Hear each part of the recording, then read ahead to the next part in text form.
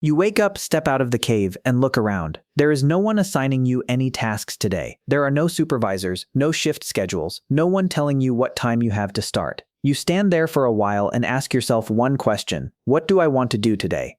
In 99% of human history, this was not a hypothesis. This was the morning of every morning for around 300,000 years. And the answer to that question looked nothing like the life you are living right now. Modern humans spend around 90,000 hours in their lifetime working. That is about 1/3 of your waking time, devoted to a job that for the most part you were never really asked if you liked doing or not. But your ancestors were not lazy. For most of human history, they still worked every day, hunting, crafting, building things so complex that modern archaeologists are astonished. No one forced them to do it. And here is the strangest part: a lot of evidence shows that they actually enjoyed it. So was prehistoric work more interesting than modern work? Let us start with what we know for sure. In 1963, the anthropologist Richard Lee conducted a study that would change how we understand prehistoric life. He tracked the daily activities of the Jukohansi people in Botswana, one of the few remaining groups still living in a way close to humans before agriculture. He found that adults only spent about 15 to 17 hours each week to get food. The rest of the time they did whatever they wanted. This pattern appeared everywhere anthropologists looked: the Hadza in Tanzania, the Ak in Paraguay, the Martu in Australia. Completely different environments, different continents, the same result. For comparison, maybe you work twice that number. Now, some of you are thinking, so what? Those are modern people living simply, unrelated to ancestors 300,000 years ago. A reasonable question, but here is what few people tell. Lee himself, many years after publishing that study, went back and calculated more carefully. When he added the time for processing food, making and repairing tools, building shelters, all the tasks that are not foraging but are indispensable for survival, the number jumped to nearly 45 hours a week. In 2019, the research team of Rahul Bui, Maciej Szudek, and Joseph Henrich published in the journal PNAS a meta-analysis of data from 8 hunter-gatherer populations around the world, with more than 45,000 observations. The results were the same: 45 hours a week. Almost exactly the same as your standard work week today. So if they did not work less than you, then what was different? This is where the psychologist Peter Gray makes a simple but game-changing distinction. Gray separates toil, drudgery, work you endure because there is no other choice, from work that demands real skill and never happens the same way twice. Tracking an animal's trail today is completely different from yesterday. Fixing a broken spear requires different judgment from sharpening a new one from scratch. This is what Gray calls high skill and varied work, not one repetitive motion repeated thousands of times each day, but dozens of different tasks that demand the full presence of the mind each time they are performed. And here is the interesting part. When you look at each specific type of work your ancestors did, there are types they seem to seek out even when not forced. What evidence shows that? And it starts with a strange question that evolutionary anthropologists wrestled with for many decades. Why did men hunt big game? This question sounds so silly it hardly seems worth asking. Of course it is, to get meat to eat. But when anthropologists actually sat down and calculated, that obvious answer starts to waver. The anthropologist Kristen Hawkes spent many decades doing fieldwork with the Hadza in Tanzania and discovered an inescapable paradox. Hunting big game, buffalo, giraffe, wild boar, is one of the worst calorie strategies a man could choose. High failure rate, high risk of injury, and more importantly, when prey is caught, most of the meat does not go to the hunter's family but is shared equally with the whole camp. If the real goal was just to feed his wife and children, he would get far more stable calories if every morning he just went to dig tubers or set small game traps near the camp. But he does not do that. He wakes up before dawn, takes his spear, and goes to hunt the largest prey he can find. Why? Hawkes, in her work from 1991 and then expanded in 1993 in the journal Current Anthropology, proposes a theory that anthropologists call the showing off hypothesis. Her argument is very simple but surprisingly powerful. Big game, because there is too much meat to keep for oneself, functions like a form of public good. The cost of refusing to share meat with others is too high socially. No one wants to be seen as greedy in a community where survival depends on mutual trust. So meat is always distributed throughout the camp, and the hunter receives in return not calories but something more valuable in a society with no money, no titles, no bank accounts: prestige, respect, stories told and retold about him around the evening fire. Status that cannot be bought by anything else in that society. This is why big game hunting was not just a survival job, it was a stage. Each trip was a time a man bet his skill, courage, and physical fitness in front of the entire community, and received recognition that no other form of labor could create with the same level of immediacy and tangibility. Psychologists Cesai and Ryan, many decades later, would name the three core factors that make humans find real meaning in any activity: autonomy, a sense of competence, and connection with others. Big game hunting brings all three together in a way that almost no modern job description can match. No one sets quotas for the hunter. There are no end-of-quarter performance reviews. There are no emails from supervisors asking why he has not submitted the progress report this week. There is only him, his spear, the prey, and the whole camp waiting for him to return. That is why this work was chosen, not endured. But hunting was not the only type of work where evidence shows our ancestors sought it out because they wanted to, not because they were forced. But not everyone went hunting. And while the hunters were away, those who stayed at camp were not sitting idle. James Sussman, the anthropologist who spent more than 3 decades living with the Juhansi, describes a scene he saw repeated for many years. People sitting crafting tools, not because someone asked them to, not because they feared punishment if they did not, but because they wanted to do it. A person might start sharpening a spear point in the morning, stop to chat, then naturally return to continue without anyone reminding them. There were no deadlines, no schedules, only one person and a task that kept pulling them back. Sussman noted that this is almost impossible to explain if you view labor entirely through an economic lens. Why make another spear when the old one is still usable? The psychologist Mihaly Csikszentmihalyi would have the answer, even though he gave it tens of thousands of years later. He called it flow. The moment when the challenge of the work perfectly matches the skill of the person doing it. Not so easy as to be boring, not so hard as to be paralyzing, and people start to lose their sense of time, of everything around them, with only the work and complete presence in every movement remaining. Handcrafting tools is almost naturally designed to create that state. Each time the stone breaks in a different direction, each spear requires different judgment. No 2 times are exactly alike. And now here is the part that archaeologists keep wondering about. If crafting was only a survival obligation, done because it had to be and stopped when enough was made, then why do we find these things? In 1994, at Chauvet Cave in southern France, people discovered paintings drawn around 36,000 years ago. Horses, lions, rhinoceroses, depicted with perspective and shading that astonish modern artists. This was the work of someone who spent many hours deep in the darkness, under flickering torchlight, practicing a skill that added not one single meal. At Blombos Cave in South Africa, archaeologists found shell beads with holes drilled through them, dating to around 75,000 years ago, with the nearest coastline 20 kilometers away. Someone had walked 40 kilometers round trip just to collect shells, then spent additional hours drilling each tiny hole with crude stone tools, not to eat or to hunt, but to create something refined. Then at a rock shelter in Germany, researchers found a flute carved from a vulture bone dating to 40,000 years ago, with 5 finger holes spaced with astonishing precision. The person who made it understood pitch, the distance between notes, music as a system with internal rules. These 3 discoveries, on 3 different continents, tens of thousands of years apart, tell the same story. Crafting something more refined than necessary was not how prehistoric people filled their free time. It was evidence that skill in itself was a source of joy, something people pursued for the very process of making it. But hunting and crafting are both visible, measurable types of work. There is another type of work, more invisible, but perhaps more important for the long-term survival of the entire community. That invisible type of work is storytelling. In 2014, the anthropologist Polly Weissner published in the journal PNAS a study she had quietly prepared throughout 4 decades of fieldwork with the Juhansi in southern Africa. Weissner analyzed 174 conversations, both daytime and nighttime, across many different camps spanning from the 1970s to the early 2000s. What she discovered was not what people said, but how the content of the conversations changed completely when the sun set. During the day, conversations revolved around practical matters: who saw animal tracks where, which trees were about to ripen, who shared meat unfairly. These conversations were necessary but transactional. Information exchanged to solve problems and then ended. But when the fire was lit in the evening, something changed.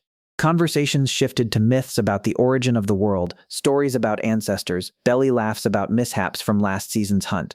Weissner argues that this was not passive entertainment after a day's work. This was where the cultural foundation of the entire community was built and maintained, night after night, generation after generation. A good storyteller was not the person with the most free time. They were someone who possessed a skill honed over many years, knowing when to pause, which details to emphasize, how to make an old story still make listeners hold their breath as if it were the first time. This was high-level intellectual labor immediately recognized by the community through laughter and the eyes of those sitting around the fire. There was no more direct form of reward than that. But storytelling was still not the final type of work. There is one more type of labor, often overlooked because it is so familiar it does not look like work: childcare. The anthropologist Sarah Hrdy points out that humans are one of the very few primate species that practice what she calls cooperative breeding. Children are not raised only by their biological parents, but by an entire network of grandparents, aunts, older siblings, and other adults in the group, including those with no blood relation. Hrdy argues that this distributed system was one of the most important evolutionary factors for humans. Childcare providers in that system were not sacrificing their time. They were performing a role recognized by the entire community as essential and receiving corresponding trust and social status in return. These four types of work, hunting, crafting, storytelling, childcare, look completely different in form but share an internal structure that is surprisingly similar. All of them demand real skills honed over time and never repeat in exactly the same way twice. All of them allow the person doing them to decide how and when to perform them. And all of them bring direct, immediate recognition from people whose names and faces the doer knows well, and who genuinely care about their opinion. High skill and variety, autonomy, direct social recognition. This is the formula for work that is loved, not a hypothesis, but something your ancestors lived with every day. And to understand how that formula works in reality, let us meet each one of them. The first person wakes up before dawn. He does not eat much for breakfast. Years of experience have taught him that a full stomach will slow his steps. He takes his spear, checks the tip with his thumb, nods to two other men who are waiting at the edge of the camp, and they disappear into the darkness before the others wake up. No one assigned this trip. No one set quotas. They go because yesterday they saw tracks of a large antelope near the dried-up stream, and early morning is the best time to follow the trail before the sun blurs the footprints on the ground. Humans are a predator in a way that no animal on the savannah can handle in the long term. We do not run fast, but we never stop. The human body has the ability to sweat and regulate body temperature while moving continuously, a biological feature that almost no four-legged animal can match. The antelope can outrun them in the first 100 meters, but after 1 hour of chasing under the sun, it starts to overheat. After 2 hours, it slows down. After 3 hours, it stops, pants heavily, and no longer has the strength to run. The entire trip lasts about 5 hours, including the way back with the prey on their shoulders. When they step into the camp, no words are needed. Everyone sees it. Children run over. The oldest woman in the camp, who has seen dozens of successful hunts in her life, nods in a way that the young hunter will remember forever. That evening, the story of the antelope will be told again around the fire, with a few added details, and his name will be mentioned in a way that no automated thank you email from human resources could ever recreate, no matter how hard it tries. Now let us meet the woman who is sitting on the other side of the camp, her back leaning against a tree trunk, her two hands weaving a basket from the dry grass fibers she collected yesterday. She has known how to weave since she was 11 years old, and now her fingers move almost without looking. Over, under, tighten, twist, repeat. But repeat here does not mean monotonous, because each grass strand has a different thickness. Each bend requires a different force, and the pattern she is creating on the basket wall is something she has never made in exactly this way before. Sitting next to her is a little girl about 8 years old, her eyes following every movement of the adult's hands. The woman does not explain. There are no lectures. The child watches, then picks up a handful of grass to try, makes a mistake, watches again, and tries again. This is how skills have been passed on for hundreds of thousands of years, not through textbooks, not through classes, but through being present next to someone who has mastered it and is patient enough to let others make mistakes without intervening too soon. When the basket is finished by late afternoon, it will be used right away, or given to someone else, and every time someone puts something into it, the woman's hands will still be present in every weave. Now let us meet the oldest man in the camp. He no longer goes on long hunts, his knees will not allow it, but do not mistake that his role has shrunk. In a society with no writing, no books, no system for storing information other than human memory, an old person who is still alive is an entire walking library. He remembers the drought year when the antelope herds moved east instead of west. That information could save the whole camp in the next dry season. He remembers which type of root can reduce fever, which causes vomiting, which look similar in shape but have completely different effects. And tonight, when the fire is lit and everyone gathers, he will sit in the position that no one needs to assign, the position where the firelight shines on his face just enough for everyone to see his expressions change with each part of the story. Age does not make him less valuable in this community, it makes him irreplaceable. Then let us meet the people doing work that no one remembers naming. That morning, a young mother needs to go pick fruit with a group of other women. Her young child cannot go far. She does not even need to ask. Her husband's older sister has already picked up the baby before she can open her mouth. A little later, that sister needs to go to the stream for water, and the baby is passed to an older woman who is sitting sunning herself nearby. There are no verbal agreements, no formal assignments. The caregiving network operates in a way that those in it do not need to explain to each other because everyone understands clearly. When I care for your child today, you will care for mine another day, and no one keeps records of it because it is not necessary. This is the oldest social security system humans have ever operated, and it runs entirely on trust accumulated through thousands of small exchanges like this. And finally, let us meet the people who that afternoon literally do nothing. They sit in the shade, talking about nothing special, a strange dream from last night, a person from another camp they met last year, a joke whose origin no one remembers anymore but still makes everyone laugh. James Sussman calls this social time and observes that the Juhazensi spend a significant amount of each day on this type of activity, but calling it doing nothing is wrong. In a world with no police, no contracts, no courts to resolve disputes, the only thing standing between you and the risk of not being shared food when hungry is the degree to which others actually want to help you. And people want to help those they like, those they know, those who have sat beside them long enough to become part of daily life. Every afternoon spent talking under the shade of a tree is an investment in the relationship network that no spreadsheet records but everyone feels.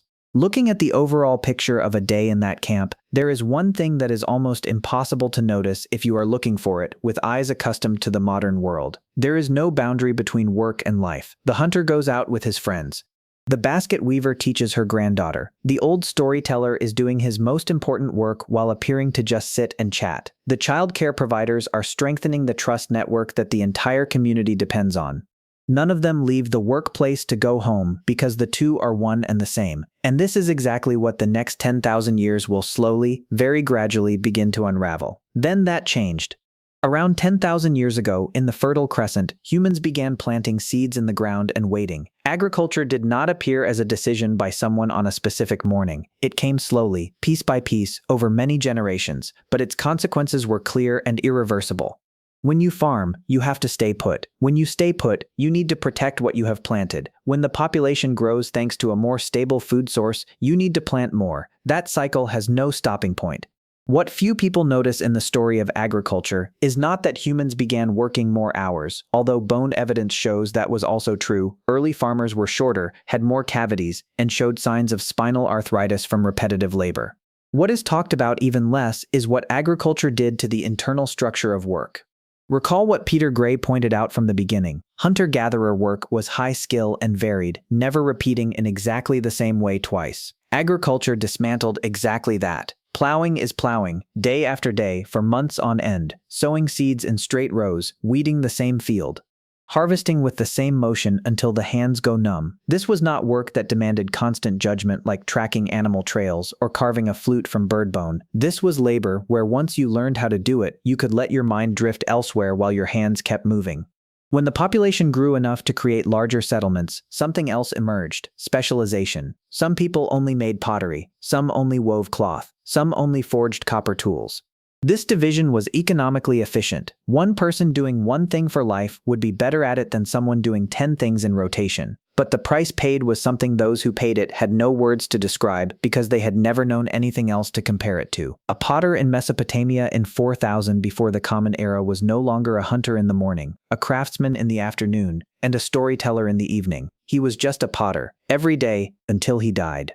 This was the first seed of the assembly line, thousands of years before Henry Ford named it. The Industrial Revolution of the 18th and 19th centuries pushed that process to the extreme. Economic historians estimate that during the peak of industrialization in London, the total annual working hours of a worker increased by about 1,000 hours compared to the previous generation, equivalent to nearly 20 extra hours per week, accumulated not through any decision but through the pressure of a system where the individual had no voice.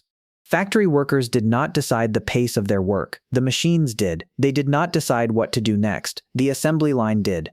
And the reward for 10, sometimes 12 hours in the factory was not a nod from the oldest person in the camp or a story retold around the fire that evening, but a paycheck envelope to exchange for food from strangers in a system where everything had to go through monetary intermediaries.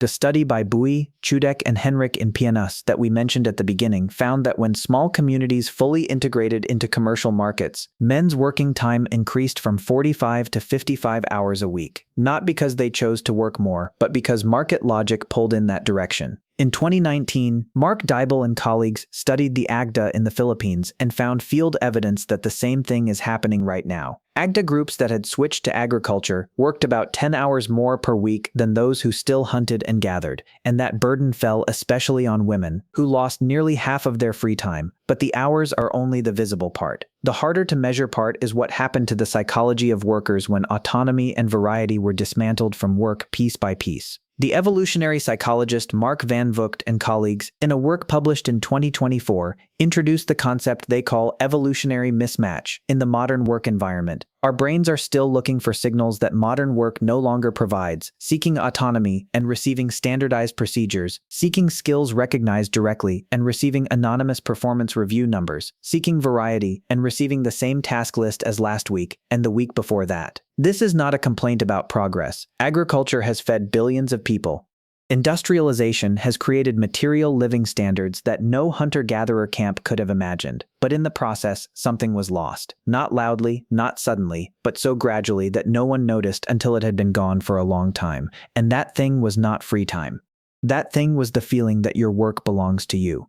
Now think about your most recent Monday morning. Maybe you woke up to an alarm clock, not to the rhythm of your own body. Maybe you sat at your desk and opened the same task list as last week, performing them in the same sequence, following the same process that someone else had designed. Maybe when you did something well, the feedback you received was a short message on the internal app, or nothing at all. Maybe by 3 o'clock in the afternoon, you look out the window and feel something with no exact word to describe. Not quite tired, not quite sad, just a vague feeling that today is no different from yesterday. This is not because you are lazy. This is because you are living in a labor structure designed for economic efficiency, not for human psychology. Your ancestors did not have an easier life, but the hunter went out onto the savannah because his skill had a real stage, and the result was seen by people he cared about. The woman weaving the basket was in a job where every weave demanded the real presence of her hands and mind. The old storyteller did not worry about his role being replaced. The community needed him more with the years, not less. And the people passing the child around the camp were operating the trust system that the entire community stood on, and everyone knew it. Those 4 people, in 4 completely different jobs, all shared one thing you are looking for at 3 o'clock on Monday afternoon: the feeling that what they did belonged to them. The question is not how to go back to their way of life. The question is smaller and much closer. In your work today, where is the part where you are truly free to decide? Where is the skill you are truly honing? And where is the moment when someone, a real person, sees what you create and lets you know they recognize it? If the answer is none, the problem is not with you. The problem is that after 300,000 years of evolving to work with autonomy, with skill, with direct recognition from real people, you are being asked to feel satisfied with something that has none of those things. If this is the type of question you want to keep thinking about, subscribe to the channel so you do not miss the next videos. We will continue to dig deeper into the things that science knows about humans but few people are willing to say outright. And if this video makes you look at your own work in a different way, please share it with one person you think might also be looking out the window at 3 o'clock in the afternoon.